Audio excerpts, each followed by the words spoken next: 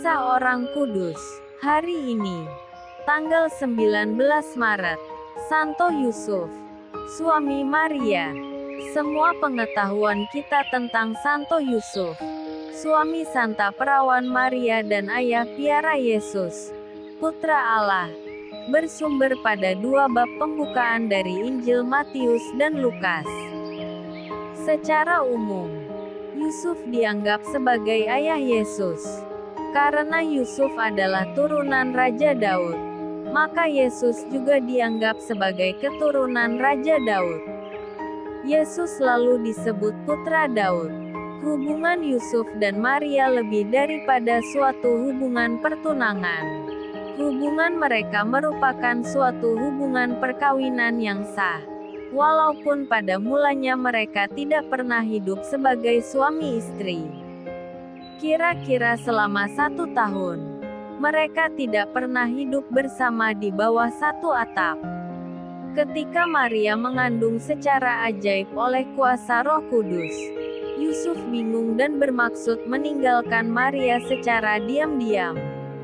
Namun Yusuf yang saleh itu tidak percaya akan godaan kebingungan dan kecurigaan terhadap Maria yang sedang hamil itu.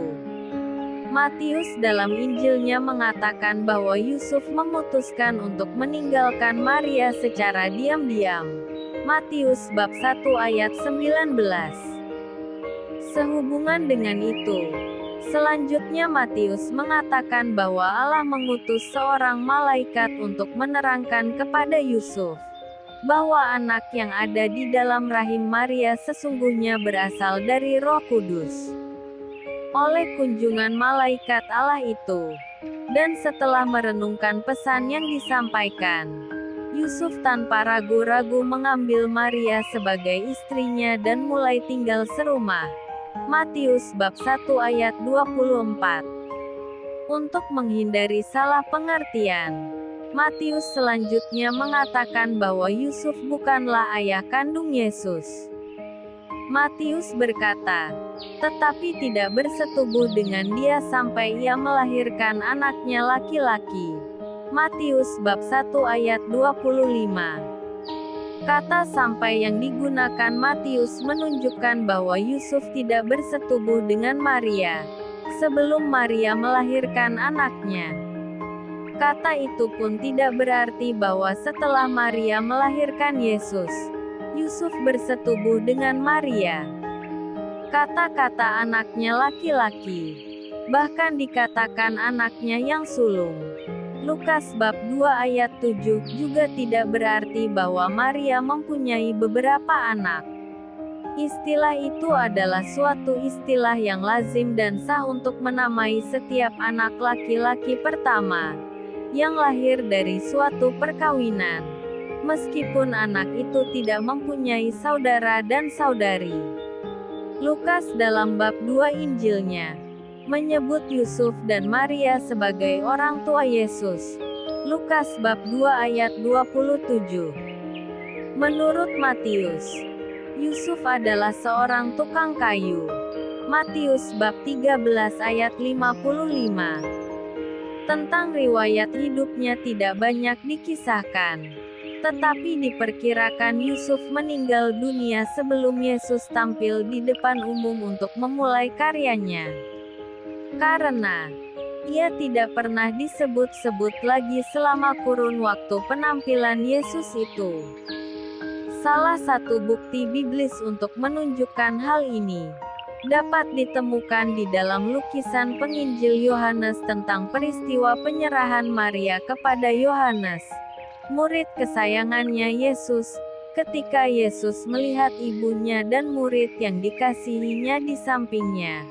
Berkatalah ia kepada ibunya, "Ibu, inilah anakmu." Ke sampingnya, berkatalah ia kepada muridnya, "Inilah ibumu." Dan sejak itu murid itu menerima dia di dalam rumahnya. Yohanes bab 19 ayat 26-27. Teks ini menunjukkan bahwa pada waktu itu Maria sudah menjanda. Cerita-cerita apokrif purba menggambarkan Yusuf sebagai seorang lelaki yang sudah tua, bahkan tua sekali. Cerita ini mau melukiskan bahwa pada waktu itu tak seorang pun menganggap Yusuf sebagai ayah kandung Yesus. Sebaliknya, kehamilan Maria dianggap sebagai suatu peristiwa yang memalukan, bahkan merupakan skandal, karena Yusuf suaminya sudah dikatakan tua sekali. Cerita purba itu melukiskan Yusuf sebagai seorang duda, yang mempunyai 6 orang anak dari perkawinannya yang pertama. Kisah ini dimaksudkan untuk menerangkan bagian Injil yang melukiskan tentang saudara-saudara Yesus. Matius bab 12 ayat 46. Yohanes bab 2 ayat 12. Dan Yohanes bab 7 ayat 10. Keterangan yang sebenarnya ditemukan dalam makna kata bahasa Aram yang digunakan Yesus dan murid-muridnya. Bahasa Aram menggunakan kata yang sama untuk melukiskan saudara-saudara dan sepupu-sepupu. Dan para pengarang Injil mengetahui bahwa hal ini akan berarti dan dipahami oleh umat yang menjadi tujuan penulisan Injil, bila mereka menunjuk kepada saudara-saudara Yesus. Yusuf dan Maria benar-benar menikah.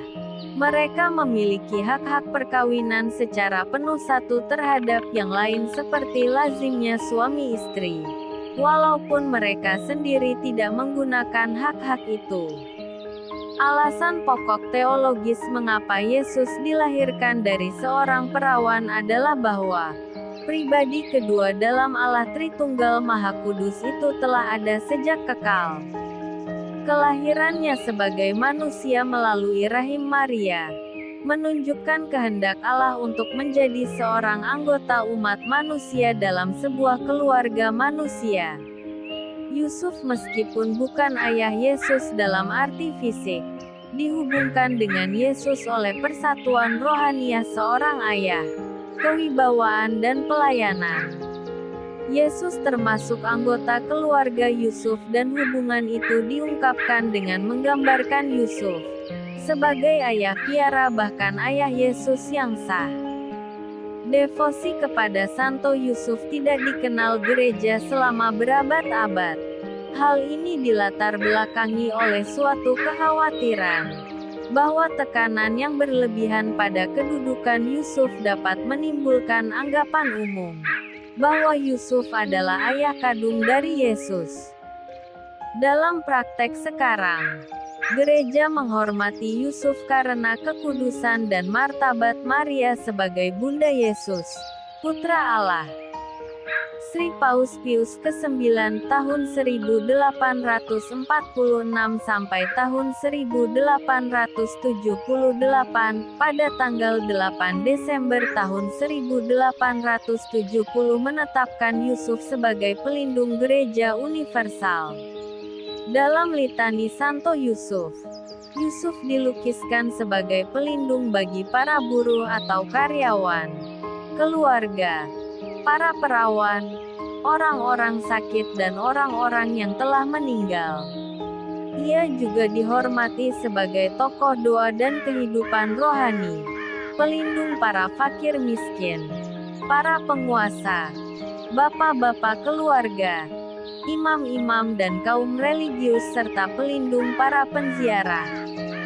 Pada tahun 1937, Sri Paus Pius ke-11 tahun 1922 sampai tahun 1939 mengangkat Santo Yusuf sebagai pelindung pujangga gereja melawan komunisme ateistik. Dan pada tahun 1961, Sri Paus Yohanes ke-23 tahun 1958 sampai tahun 1963 memilih Yusuf sebagai pelindung surgawi Konsili Vatikan II. Nama Yusuf sendiri mulai dimasukkan dalam kanon misa pada tahun 1962.